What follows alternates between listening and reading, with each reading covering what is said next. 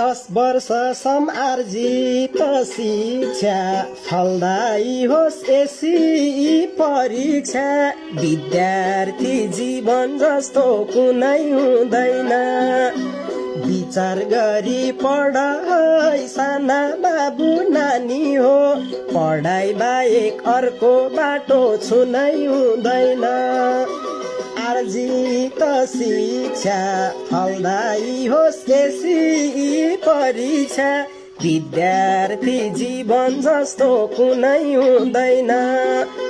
विचार गरी पढाइ साना बाबु नानी हो पढाइ बाहेक अर्को बाटो छुनै हुँदैन विचार गरी पढाइ साना बाबु नानी हो पढाइ बाहेक अर्को बाटो छुनै हुँदैन